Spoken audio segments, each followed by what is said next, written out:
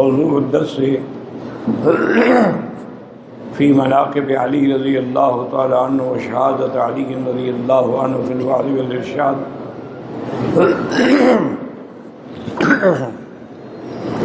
الحمد للہ وکفا والصلاة والسلام علی خاتم الانبیاء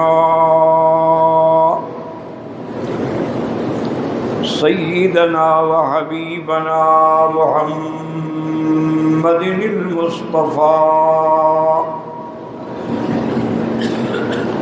وعلى آلہ المجتبى واصحابہ النجبى. اللهم صل على سيدنا محمد النبي الأمي العاشمي وعلى آله وأصحابه نجوم الهدى. أما بعد فقد قال الله تبارك وتعالى في القرآن المجيد والفرقان الحميد.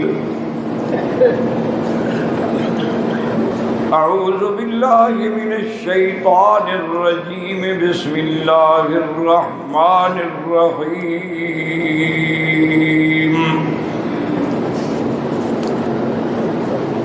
ويطعمون الطعام على حبه مسكينا ويتيما وأسيرا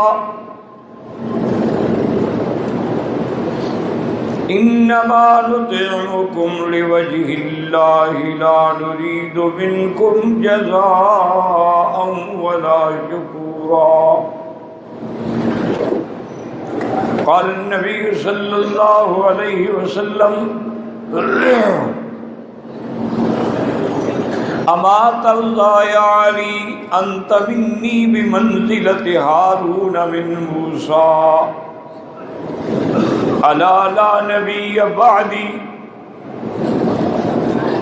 أو كما قال النبي صلى الله عليه وسلم. صدق الله العلي العظيم وصدق رسوله النبي الكريم ونحن على ذلك لمن الشاهدين ومن الشاكرين والحمد لله رب العالمين. رب اشرح لي صدري ويسر لي أمري واحلل عقدة من لساني يفقهوا قولي. سبحانك لا علم لنا إلا ما علمتنا إنك أنت العليم الحكيم. برادران اسلام، واجب الاحترام بزرگوں، دوستوں، بھائیوں، عزیز نوجوانوں، اللہ تبارک و تعالیٰ کے کلام مقدس میں سے چند آیات مبارکہ اور آقا انعامدار حبیب کبریا سیدنا محمد مصطفیٰ صلی اللہ علیہ وعلی آلہ واصحابہ وسلم تسلیما کثیرا کثیرا کے فرامین مبارکہ میں سے ایک حدیث تلاوت کی ہے. دعا فرمائیں کہ اللہ تعالیٰ اس عاجز کو صحت عافیت کاملہ دائمہ اور حق بات بیان کرنے کی توفیق عطا فرمائیں. آپ کو سننے سمجھنے کی، ہم سب کو حق پر چلنے کی توفیق عطا فرمائیں. تمام آنے والوں کی حاضری، حج، عبادات، زیارات، خیرات، صدقات منظور و مقبول فرمائیں. سابقہ دروس میں نے خلفاء راشدین رضوان اللہ علیہم اجمعین میں سے سیدنا ابی بکر رضی اللہ تعالی عنہ، سیدنا عمر رضی اللہ تعالی عنہ، سیدنا عثمان رضی اللہ تعالی عنہ کے بارے میں اختصار کے ساتھ بیان کیا۔ آج کے درس میں جو میں نے آیت پڑھی ہے وہ سیدنا علی رضی اللہ تعالی عنہ کے بارے میں۔ سیدنا علی رضی اللہ تعالی عنہ رابع الخلفاء، داماد نبی محمد مصطفیٰ صلی اللہ علیہ وعلا آلہ واصحابہ وسلم تسلیما کثیرا کثیرا۔ آپ خلفائے راشدین میں ہیں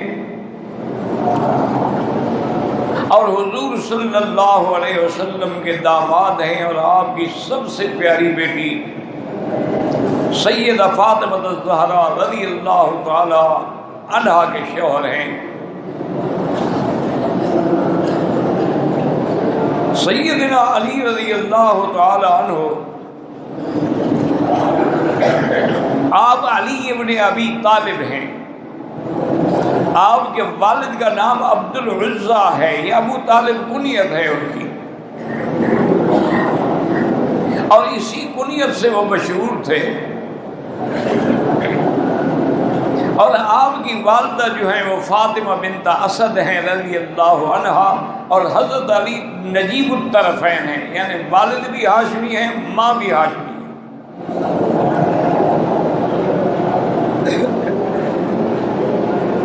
سیدہ فاطمہ بنت اسد آپ کی والدہ جو ہیں الحمدللہ ان کو تو اسلام نصیب ہوا، اور انہوں نے ہجرت بھی فرمائی،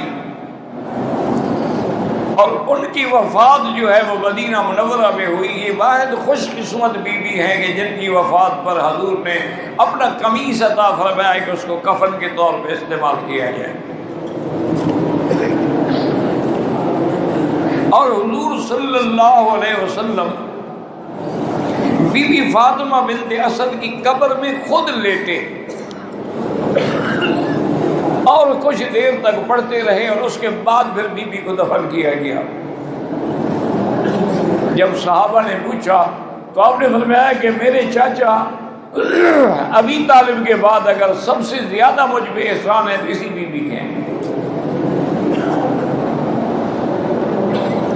حضرت علی رضی اللہ تعالی عنہ ابتدا سے، یعنی بچپن سے ہی حضور کی کفالت میں آ گئے۔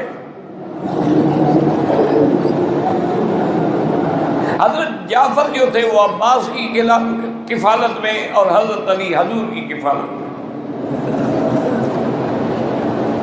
اور حضرت علی رضی اللہ تعالی عنہ کی عمر اس وقت 10 سال تھی جب آپ اسلام لائے۔ اسی لیے علماء اور محدثین نے تمام حدیثوں کو جمع کیا کہ عورتوں میں سب سے اول اسلام لانے والی سیدہ خدیجہ ہے رضی اللہ عنہا، اور بڑی عمر کے لوگوں میں سب سے پہلے اسلام لانے والے حضرت ابو بکر ہیں رضی اللہ عنہ، اور بچوں میں سب سے پہلے اسلام لانے والے حضرت علی ہیں، اور غلاموں میں سب سے پہلے ایمان لانے والے زید بن حارثہ رضوان اللہ علیہم اجمعین۔ حضرت علی رضی اللہ تعالی عنہ بطل من ابطال الاسلام تھے۔ حضرت علی رضی اللہ تعالی عنہ حضور کے اتنے قریب تھے کہ جب ہجرت کے بعد اور ہجرت کے جانے کے لیے وقت آیا تو حضور نے حضرت علی کو فرمایا کہ علی میرے بستر پہ تم نے سونا ہے اور میری چادر اوڑھ کے سونا ہے، تاکہ دشمن جو باہر گھر کے گھیرا ڈال چکے ہیں 60 نوجوان مسلح تلواروں کے ساتھ آپ کے گھر کے باہر کھڑے تھے، یعنی اس وقت حضور کے بستر پہ سونا موت کے بستر پہ سونا ہے۔ اور حضور نے تمام امانتیں جو تھی آپ کے پاس کفار مکہ کی وہ حضرت علی کے سپرد کی، اور فرمایا کہ کل تم یہ تمام امانتیں جو ہیں جن لوگوں کی ہیں سب کے نام لکھے ہیں ان سب کو پہنچا دیں۔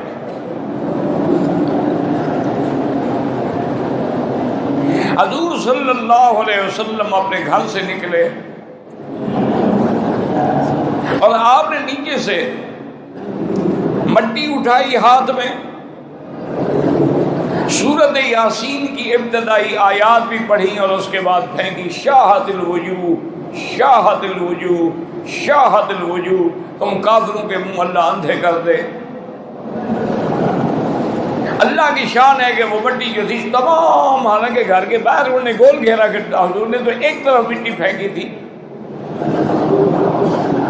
لیکن یہ بھی بڑا معجزہ تھا کہ اللہ نے فرمایا وَمَا رَمَيْتَ إِذْ رَمَيْتَ وَلَٰكِنَّ اللَّهَ رَمَىٰ، میرے محبوب آپ نے مٹی پھینکی لیکن پہنچائی تو ہم نے۔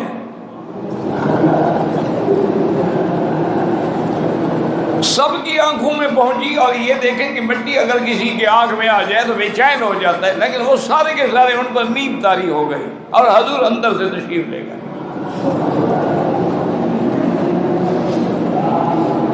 جب انہیں تھوڑا سا ہوش آیا، انہوں نے کہا کافی دیر ہو گئی ہے اور حضور پاک ابھی تک باہر نہیں آئے، تو انہوں نے دیوار سے اور دروازے کے دل سے جھانکا تو دیکھا، انہوں نے کہا حضور تو سو گئے۔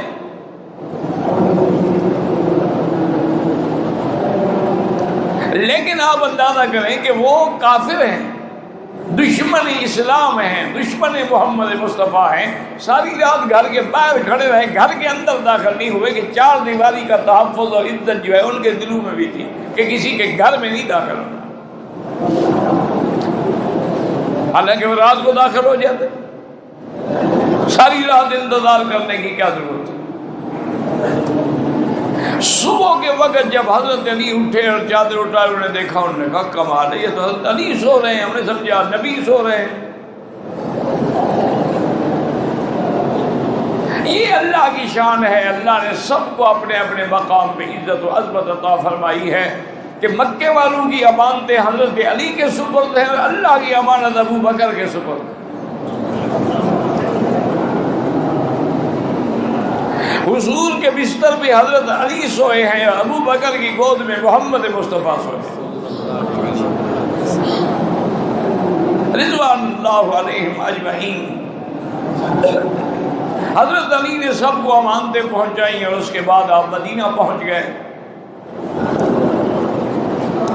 حضور صلی اللہ علیہ وسلم نے یہ حل کیا کہ بھی اب جو مہاجرین مکے سے آئے ہیں ان کے پاس تو کچھ بھی نہیں ہے، وہ تو مہاجر ہیں، ہجرت کر کے آنے والے ہیں، تو حضور نے انصار کو بلایا، مدینے والوں کو، اور فرمایا بھائی ایک آدمی بوجھ برداشت نہیں کر سکتا ہے، میں چاہتا ہوں کہ تمہارے درمیان میں مواخات ہو جائے، لہذا ہر آدمی کا ایک ایک حضور بھائی بنا دے گا، یہ تیرا بھائی، یہ تیرا بھائی، یہ تیرا بھائی۔ تمام مہاجرین جو تھے وہ انصار کے بھائی بن گئے، اور انصار نے بھی نصرت کی وہ مثال پیش کی جو دنیا میں کوئی عالم آج تک پیش نہیں کر سکا۔ وہ بھائیوں کو گھر لے گئے، انہوں نے کہا کہ دیکھو یہ میرا باغ ہے، اس میں 10 کھجوریں ہیں، 5 تمہاری 5 میری، یہ میرے 2 کمرے ہیں، 1 کمرہ میرا 1 کمرہ تیرا، تمہارا بھائی ہے، اور دیکھو یہ میری 2 بیویاں ہیں، ایک کو میں طلاق دیتا ہوں تم شادی کر لو، حضور نے تمہیں میرا بھائی بنایا ہے۔ لیکن مہاجر بھی تو خوددار تھے نا، انہوں نے کہا کہ اللہ تم لوگوں کو برکت دے، رزق میں بھی، مال میں بھی، ہر اولاد میں بھی، بس آپ ہمیں کچھ رسیاں وسیاں، کوئی کلہڑا شلہڑا ایسا انتظام کر دیں، ہم لکڑیاں کاٹ کے لائیں گے بیچیں گے، آپ کوئی ہمارا غم نہ کرنا، ہم آپ پر بوجھ نہیں بنیں گے، ہم آپ کے بھائی ہیں۔ حضرت علی رضی اللہ تعالیٰ عنہ کو پتہ لگا کہ حضور نے مواخات کر دی، سب کے بھائی بنا دیے، لیکن میرا بھائی تو کوئی نہیں بنایا۔ تو حضرت علی آئے اور بڑے تیز طبیعت کے ساتھ آگے حضور کے دربار میں بولے یا رسول اللہ آخیت بین المہاجرین والانصار الا انا، سب کو آپ نے بھائی بنا دیا اور میں؟ آپ نے فرمایا یا علی انت اخی فی الدنیا والآخرہ، تم میرے بھائی ہو دنیا میں اور آخرت میں، میں تمہارا بھائی۔ یہ مقام جو تھا حضرت علی رضی اللہ تعالیٰ عنہ کو ملا کہ حضور نے اپنا بھائی بنایا۔ اور حضور صلی اللہ علیہ وسلم نے آپ کو یمن کی طرف حاکم بنا کے بھیجا تو حضرت علی نے عرض کیا کہ یا رسول اللہ میں کم سن ہوں، جوان ہوں، اور میں نے کبھی کوئی فیصلے نہیں کیے، تو اگر میں یمن میں گورنر بن کے جاؤں گا تو لوگ میرے پاس آئیں گے، فیصلوں کے لیے آئیں گے، جھگڑے آئیں گے، تو میں کیسے ان کے فیصلے کروں گا؟ حضور صلی اللہ علیہ وسلم نے اپنا ہاتھ رکھا اور فرمایا ان اللہ یثبت قلبک ویشرح صدرک ویسدد لسانک، فرمایا علی اللہ تبارک و تعالیٰ تیرے سینے کو کھول دیں گے، تیری زبان کو حق پہ چلائیں گے اور تیرے فیصلوں کو حق پہ چلائیں گے۔ حضرت فرماتے ہیں کہ حضور کی دعا کے بعد الحمدللہ مجھے زندگی میں کسی فیصلے میں کوئی مشکل پیش ہی نہیں آئی، جب کوئی مقدمہ آتا میں فوراً فیصلہ کر دیتا۔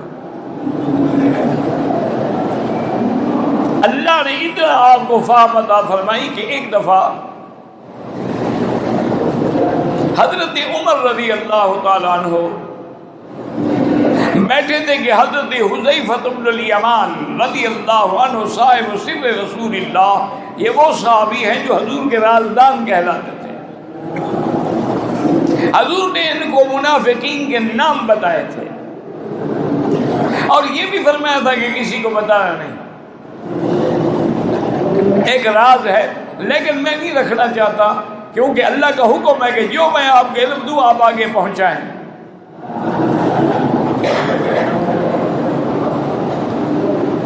حضرت حذیفہ آئے اور سیدنا عمر رضی اللہ عنہ نے پوچھا کہ حذیفہ کیا حال ہے تمہارا؟ انہوں نے کہا کیا پوچھتے ہو امیر المومنین، میں فتنے سے محبت کرتا ہوں اور حق کو مکروہ سمجھتا ہوں، اور جو چیز پیدا نہیں ہوئی اس پر میرا ایمان ہے، اور جو چیز دیکھی نہیں میں اس کو مانتا ہوں، اور بغیر درود بغیر وضو کے میں نماز صلاۃ پڑھتا ہوں، اور میرے پاس جو کچھ ہے وہ تو خدا کے پاس بھی نہیں ہے۔ وہ تو کہہ کے چلے گئے۔ حضرت عمر حیران ہو گیا، انہوں نے کہا کیا کہہ گیا؟ بڑے پریشان بیٹھے تھے۔ عمر ربی علی، حضرت علی گزرے، انہوں نے کہا کہ علی میں تو بڑا پریشان ہوں۔ کیا بات ہے؟ انہوں نے کہا حذیفہ کہتے ہیں کہ میں فتنے سے محبت کرتا ہوں، حق سے کراہت کرتا ہوں، جو تخلیق نہیں ہوئی اس کو مانتا ہوں، جو دیکھا نہیں ہے اس کو یقین رکھتا ہوں، اور بغیر وضو کے میں صلاۃ پڑھتا ہوں، اور جو کچھ میرے پاس ہے خدا کے پاس بھی نہیں ہے۔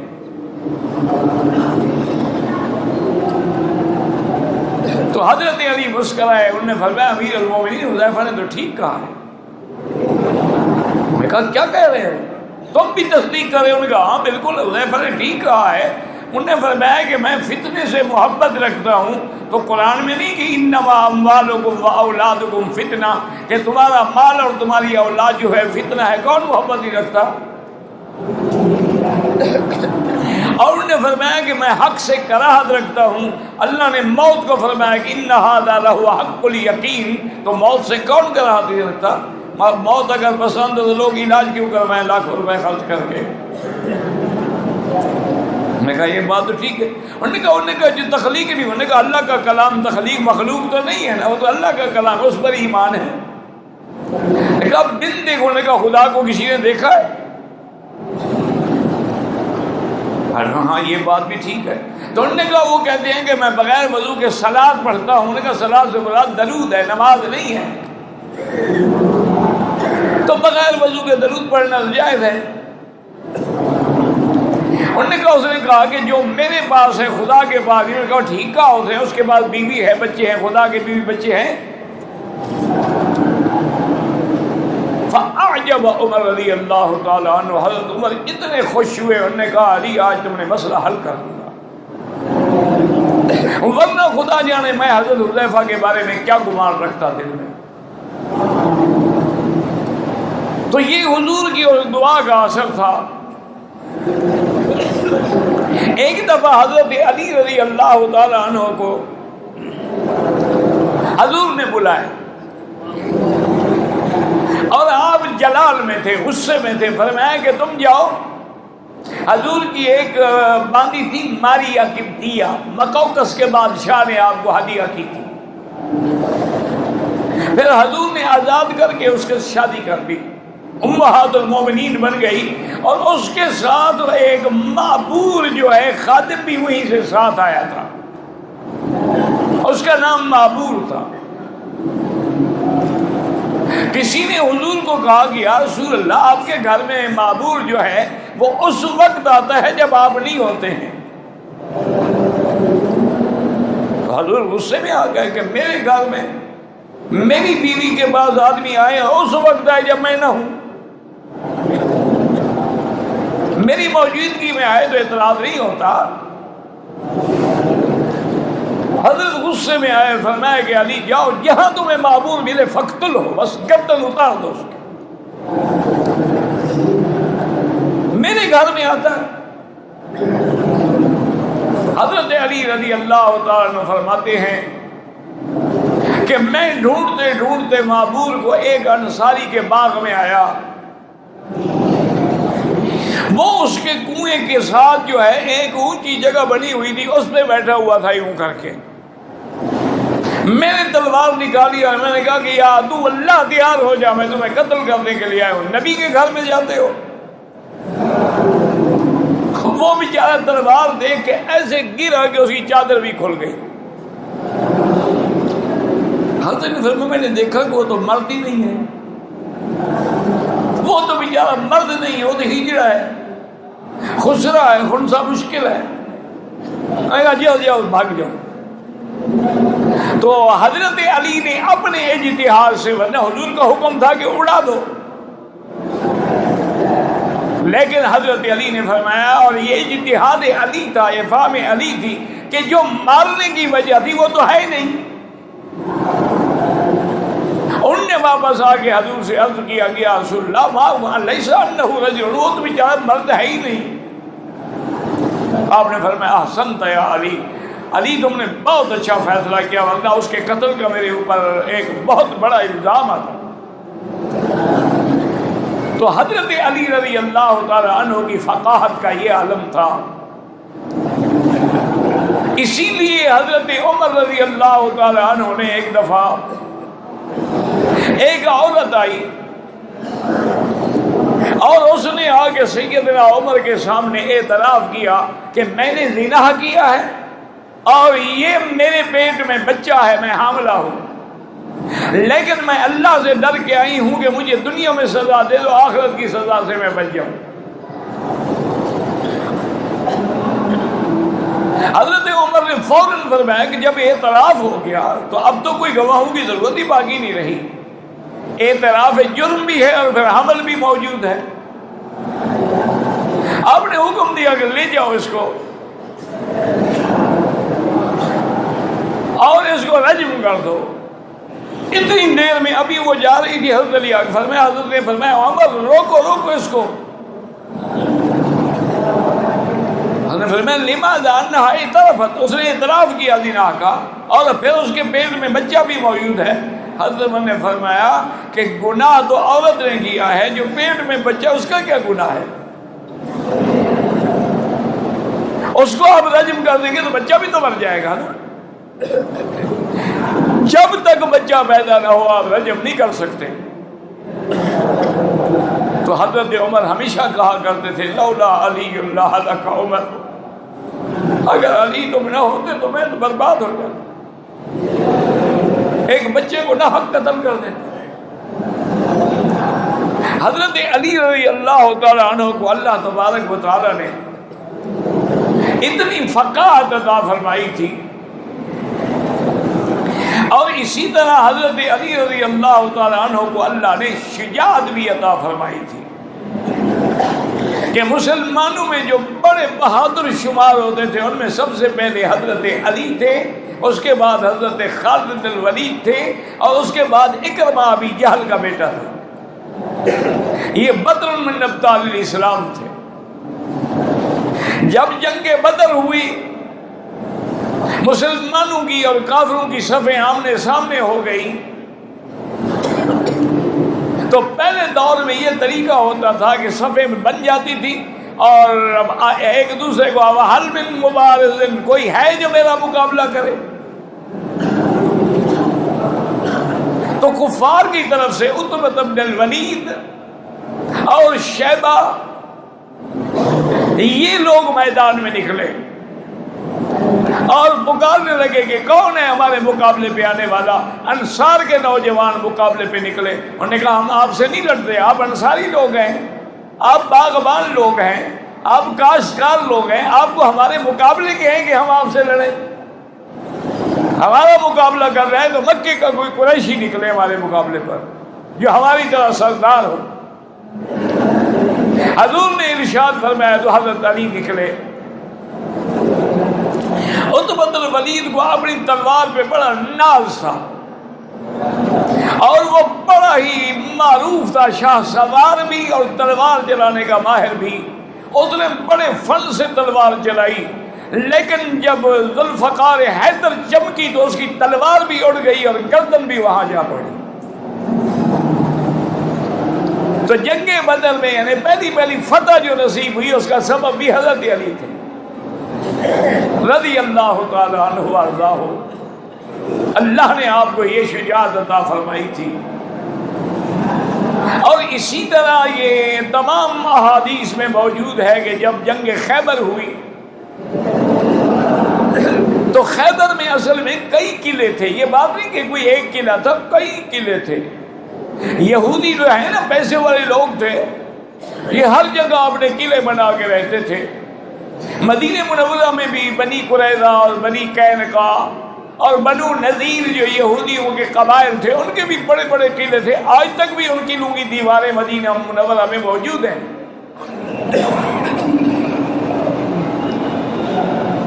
تمام قلعے فتح ہو گئے لیکن قلعہ کموز جو تھا مذہب کا وہ فتح نہیں ہوتا تھا۔ صحابہ نے بڑا زور لگایا لیکن وہ فتح نہیں ہوا۔ حضور صلی اللہ علیہ وسلم نے شام کو رات کو مغرب کو اعلان فرمایا کہ لِأَيَّأْتِيَ رَايَةً غَدًا، کل میں ایک ایسے آدمی کو اسلام کا پرچم دوں گا يُحِبُّ اللَّهَ وَرَسُولَهُ وَيُحِبُّهُ اللَّهُ وَرَسُولُهُ، جو اللہ کے رسول کو محبوب رکھتا ہے اور اللہ کے رسول بھی اسے محبوب رکھتے ہیں۔ صحابہ کہتے ہیں کہ ہمیں ساری رات انتظار میں نیند نہیں آئی کہ وہ کون خوش قسمت ہے، کل پرچم اسلام کس کو ملتا ہے۔ صبح کی نماز کے بعد جب حضور سلام پھیرا آپ نے تو آپ نے فرمایا این علی، علی کہاں ہے؟ تو صحابہ نے عرض کیا فی عینیہ رمد یا رسول اللہ صلی اللہ علیہ وسلم، حضرت علی کی آنکھوں میں تکلیف ہے، وہ خیمے میں ہے اور نماز بھی وہیں بیٹھ کے پڑھ رہے ہیں۔ حضور نے فرمایا فاتو بھی علی، لے آؤ علی کو۔ حضرت علی فرماتے ہیں مجھے حکم پہنچا، میں دو صحابہ کے کندھوں پہ ہاتھ رکھ کے، مجھے تو زمین نظر نہیں آتی تھی، آنکھوں میں اتنی تکلیف تھی۔ حضور کے قریب آیا، حضور نے فرمایا کہ علی میں نے فیصلہ کیا ہے کہ آج پرچم اسلام تمہیں دوں گا اور تم مرحب کے قلعے پہ حملہ کرو گے۔ حضرت نے عرض کیا، انہوں نے کہا سمیعنا واطعنا یا رسول اللہ، حضور میں تو حاضر ہوں لیکن فی عینی وجع، میری آنکھوں میں تو اتنی تکلیف ہے، مجھے آپ بھی نظر نہیں آ رہے، زمین بھی نظر نہیں آ رہی، میں لڑائی کیسے لڑوں گا؟ حضور نے فرمایا ادنو منی، میرے قریب ہو جا۔ حضرت علی قریب آئے، حضور نے اپنا لعاب مبارک جو ہے دونوں ہاتھوں سے، دونوں انگلیوں سے حضرت علی کی آنکھوں پہ پھیرا۔ حضرت علی فرماتے ہیں بس حضور کے لعاب لگنے کی دیر تھی، واللہ ما بی وجع، مجھے پھر تکلیف ہی نہیں ہوئی کبھی۔ حضرت علی نے پرچم اسلام لیا تو مرحب جو ان کا سب سے بڑا پہلوان بھی تھا، سردار بھی تھا، جس کا قلعہ بھی تھا، وہ بڑا جناب اکڑتا ہوا میدان میں آیا اور کہنے لگا خیبر جانتا ہے کہ انی انا مرحبو، کہ مرحب میرا نام ہے۔ حضرت علی نے فرمایا کہ مرحب سمتنی امی حیدرہ، میری اماں نے بھی میرا نام حیدر رکھا تھا۔ مقابلہ ہوا اور 2-4 منٹ کے اندر حضرت علی نے اڑا کے رکھ دیا، اس کی خود بھی کٹ گئی، گردن بھی کٹ گئی، اور حضرت نے جا کے اس کے دروازے کو توڑا اور دروازے کو بھی ہاتھ میں اٹھا لیا، اور خیبر کی فتح جو تھی وہ مکمل اور کامل ہو گئی۔ اس کا اعزاز جو ہے وہ بھی سیدنا علی رضی اللہ تعالیٰ عنہ کو ملا کہ آپ خیبر فتح کرنے کا ذریعہ بن گئے۔ اور اسی طرح یاد رکھیں کہ جب سب سے پہلے حج فرض ہوا ہے تو امیر الحج جو ہے وہ حضرت ابو بکر ہیں۔ حضور پہلے سال حج میں نہیں آئے، آپ نے حضرت ابو بکر کو بھیجا، اور کچھ دیر کے بعد آپ نے حضرت علی کو بلایا، فرمایا کہ علی تم بھی تیاری کرو۔ اس کی وجہ یہ ہے کہ اس زمانے میں یہ عادت تھی کہ اگر کوئی اہم اعلان ہوتا تھا تو یا بادشاہ خود کرے یا بادشاہ کا عزیز کرے، اس لیے فرمایا کہ ابو بکر کی بات نہیں مانے کہ تم جاؤ۔ اور پھر اس بات کا خیال رکھنا، اللہ تدا تمثالا الا مسختہ ولا قبرا مشرفا الا سویتہ،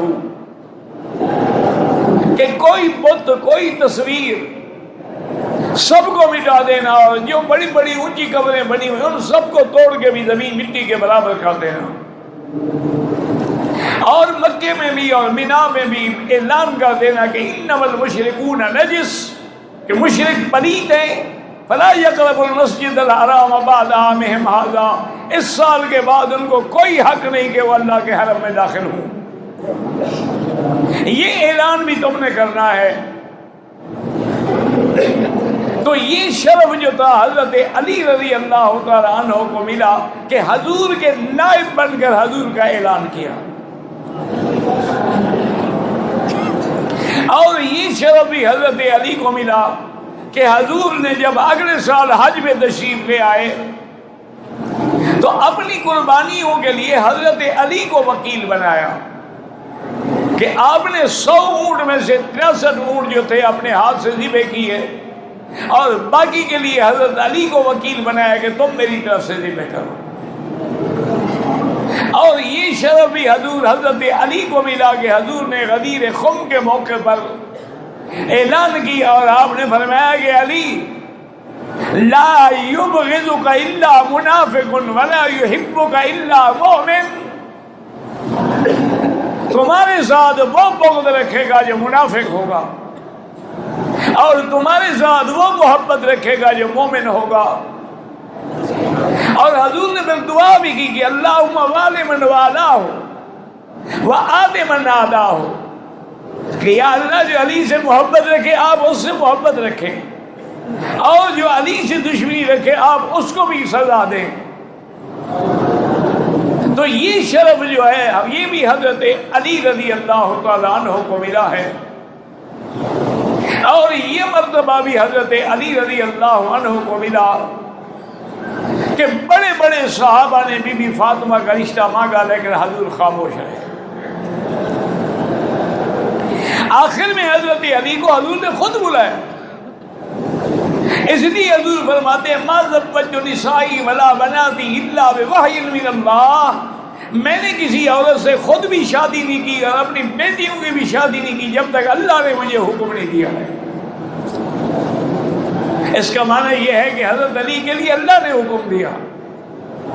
آپ نے فرمایا کہ میں چاہتا ہوں کہ بی بی فاطمہ کا تم سے نکاح کر دوں، حل عندک شیء، تمہارے پاس بھی چیز ہے مہر میں دینے کے لیے؟ انہوں نے کہا حضور میرے پاس ایک گھوڑا ہے اور ایک زرہ ہے پہننے والی۔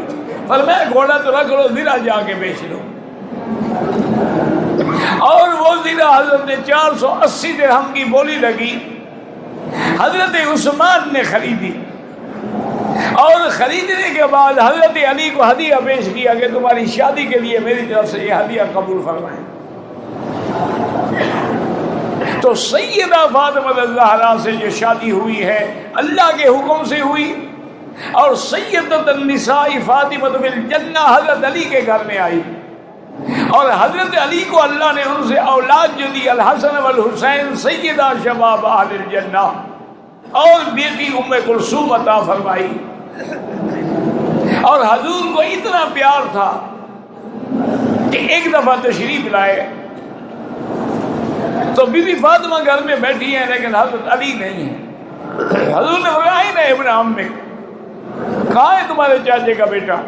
انہوں نے کہا یا رسول اللہ آج مجھ سے ناراض ہو گیا، ناراض ہو کے گھر سے نکل گئے ہیں، پتہ نہیں کہاں گئے۔ حضرت پوچھتے پوچھتے آئے، دیکھا تو مسجد نبوی میں لیٹے ہوئے ہیں اور مٹی پہ لیٹے ہوئے ہیں، اور مٹی کو اکٹھا کر کے سرانہ بنایا ہوا ہے، وہ بھی سارے سر میں مٹی ہے۔ حضور اٹھا رہے ہیں، فرما رہے ہیں قم یا ابی تراب، قم یا ابی تراب، مٹی کے باپ اٹھو۔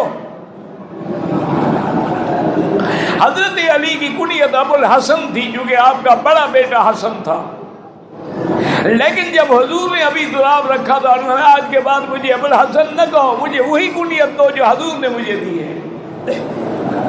اس لیے حضرت علی رضی اللہ تعالیٰ عنہ جو ہے وہ ابی تراب کہلائے۔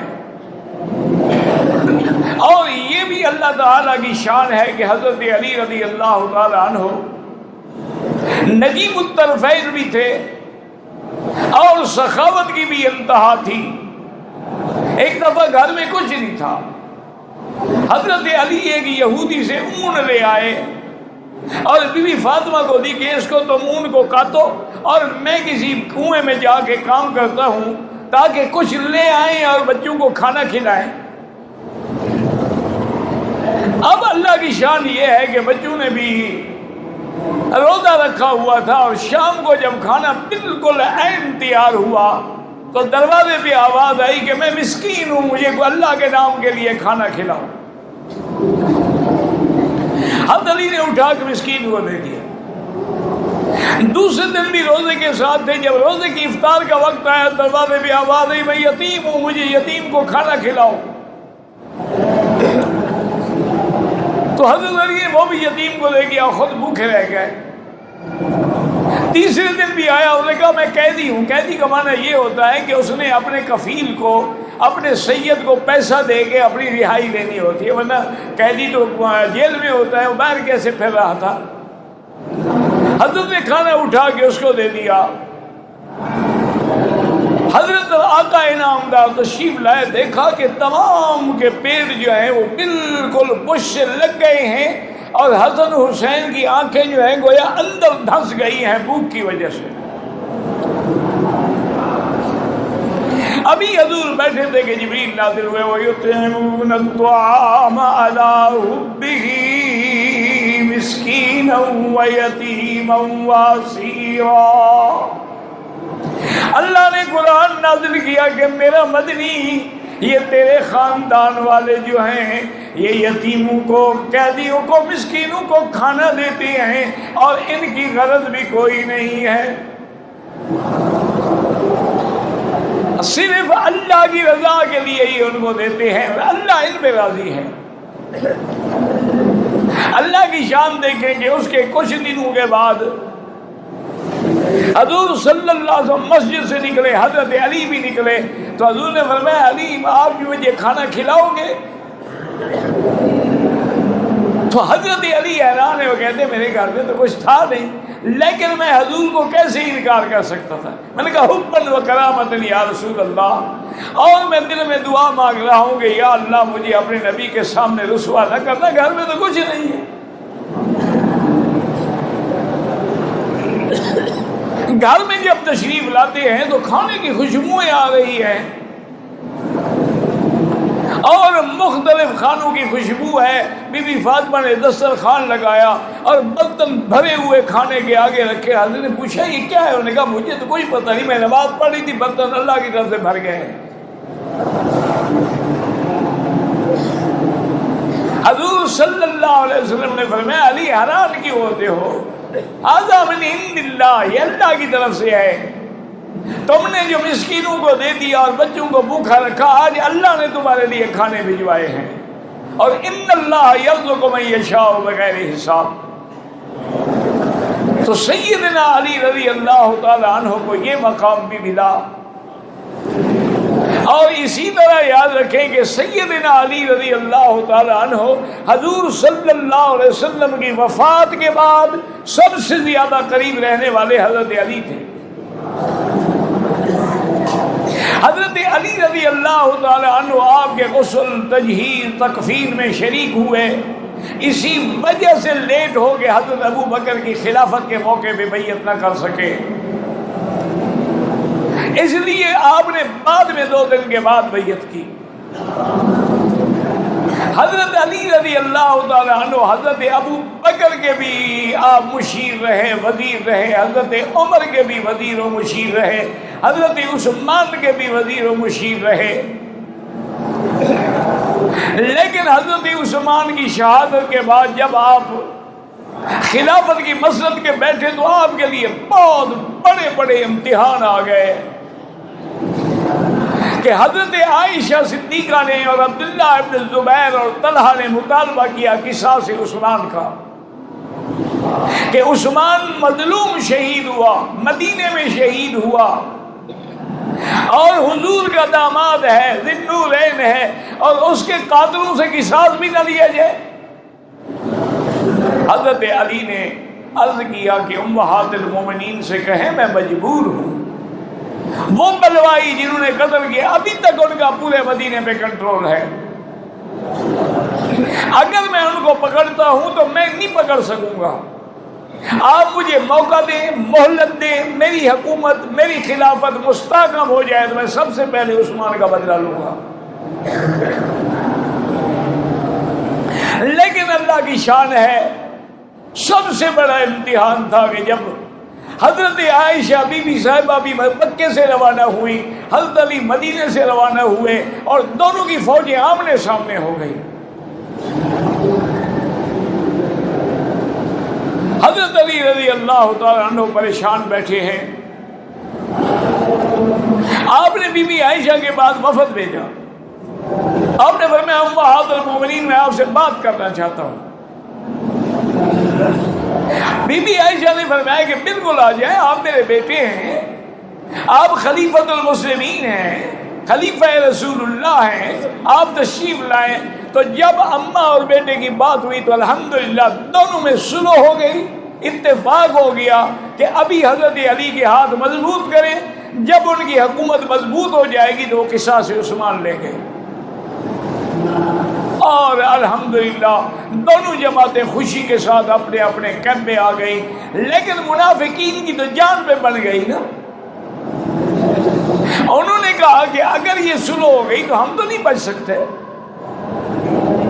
انہوں نے یہ کیا کہ اپنے آدمی جو تھے 50-60 آدمی حضرت بی بی عائشہ کے کیمپ پہ حملہ کرنے کے لیے تیار کیے، اور 50-60 حضرت علی پر حملہ کرنے کے لیے تیار کیے. اور انہوں نے کہا عائشہ کی فوجیں آ گئی، انہوں نے کہا علی کی فوجیں آ گئی، صحابہ ٹکرا گئے اور ہزاروں شہید ہو گئے. یہ امتحان بھی حضرت علی کو گزرنا پڑا. اللہ کی شان یہ ہے کہ سب سے پہلے حضرت علی آئے اور بی بی عائشہ کے حوض پہ آ کے کپڑا ڈالا اور کہا کہ اماں آپ بھی امتحان میں آ گئے. انہوں نے کہا میں نے تو حملہ نہیں کیا. پھر راز کھلا کہ یہ بھی انہی منافقین نے سازش کی تھی. حضرت علی نے 40 آدمی ساتھ دیے اور بی بی عائشہ کو با احترام فرمایا کہ جہاں آپ مکہ جانا چاہیں یا بصرہ تو آپ جا سکتی ہیں. اللہ کی شان یہ ہے کہ حضرت علی اور معاویہ کی بھی اسی طرح لڑائی ہوئی، یعنی حضرت علی کو بڑے امتحانوں سے گزرنا پڑا. اور حضرت علی رضی اللہ تعالیٰ عنہ نے اپنا دارالخلافہ جو تھا وہ مدینہ منورہ سے کوفہ تبدیل کر دیا. صحابہ نے پوچھا کیا کر رہے ہو؟ انہوں نے کہا حضرت عثمان کا خون مدینے میں گرا ہے، میں نہیں چاہتا کہ پھر مدینے میں جنگ ہو، اس لیے ہم دارالخلافہ دور لے جاتے ہیں کہ اگر کبھی جنگ ہو تو دور تو ہو، مدینے میں تو نہ ہو. حضرت علی رضی اللہ تعالی عنہ کوفے میں تھے کہ خوارج کا ایک بہت بڑا سردار تھا. وہ آیا اور کہنے لگا کہ علی، خارجی دشمن تھے حضرت علی کے، اہل بیت کے دشمن تھے، نواسب اور خوارج جو ہیں وہ سب سے بڑے دشمن تھے اہل بیت رسول اللہ کے۔ اس نے کہا کہ یا علی، عجیب بات ہے کہ حضرت ابو بکر بڑے نرم دل آدمی تھے، لیکن ان کے زمانے میں بھی فتوحات ہوئے، حضرت عمر کے زمانے میں بھی فتوحات ہوئے، حضرت عثمان کے زمانے میں تقریباً یعنی 44 لاکھ مربع میل پہ اسلام کا پرچم لہرا گیا۔ جب سے آپ خلیفہ بنے ہیں ایک بستی بھی فتح نہیں ہوئی، یہ کیا وجہ ہے؟ حضرت نے فرمایا بات سنو، جب ابو بکر امیر تھا تو وزیر علی تھا، جب عمر امیر تھا تو وزیر علی تھا، جب عثمان امیر تھا تو وزیر علی تھا، اب میں امیر بن گیا، تم جیسے وزیر بن گئے تو فتح کہاں سے ہو سکتی ہے؟ اور اسی لیے یاد رکھے کہ خوارج نے انہوں نے میٹنگ کی کہ اس وقت دنیا میں 3 آدمی ہیں جو سب سے بڑی طاقت رکھتے ہیں، اگر ان 3 کو ہٹا دیا جائے تو بالکل جو ہے صحابہ کا بھی اور ان کے مسلک کا بھی، ان کے عقیدے کا بھی دور ٹوٹ جائے گا۔ وہ 3 آدمی کون سے ہیں؟ حضرت علی، حضرت معاویہ، عمرو بن العاص گورنر مصر۔ اور حضرت علی اور حضرت معاویہ کی جب آپس میں اختلاف تھا تو روم کے بادشاہ نے ہرقل نے ارادہ کیا کہ مدینے پہ حملہ کر دو، اور امیر معاویہ بھی شام میں ہے، مدینہ تو خالی ہے، تو اس نے کوفے پہ چڑھائی کا ارادہ کیا۔ حضرت علی کو پتہ لگا کہ روم کے بادشاہ نے مدینے پہ حملے کا ارادہ کیا، تو نے لکھا کہ یا کلب الروم، ایک روم کے کتے، اگر تم نے مدینے پہ چڑھائی کی تو میں معاویہ کا سپاہی بن کے لڑوں گا۔ اور حضرت معاویہ نے بھی یہی لفظ لکھے کہ یا کلب الروم، اے رومی کتے، اگر تم نے مدینے پہ چڑھائی کی میں علی کا سپاہی بنوں گا، ہمارے جھگڑے آپس کے ہیں۔ تو بہرحال انہوں نے 3 آدمیوں کو تیار کیا اور فیصلہ یہ ہوا کہ 17 رمضان المبارک میں صبح کی نماز کے وقت تینوں پہ حملہ کیا جائے اور تینوں طاقتیں جو ہے اسی دن شہید ہو جائیں۔ اور حضرت علی کے لیے عبد الرحمن بن ملجم المرادی نے کہا کہ میں قتل کروں گا۔ تو ایک قاتل جو تھا وہ مصر روانہ ہوا اور برق جو تھا وہ شام روانہ ہوا حضرت معاویہ کو قتل کرنے کے لیے، اور عبد الرحمن بن ملجم مرادی جو تھا وہ مدینے اپنے کوفے میں آیا، اور اس بدبخت نے تلوار جو تھی اس کو زہر میں بجھا رکھا تھا، اور تلوار چھپا کے آ گیا اور مسجد میں کھڑا ہوا۔ حضرت علی رضی اللہ تعالیٰ عنہ جب نماز کے لیے تشریف لائے تو ظالم نے حملہ کیا اور آپ کے سر پہ وہ تلوار لگی تو اندر آ گئی۔ حضرت علی نے فرمایا فزت ورب الکعبہ، مجھے رب کعبہ کی قسم ہے الحمدللہ میں کامیاب ہو گیا۔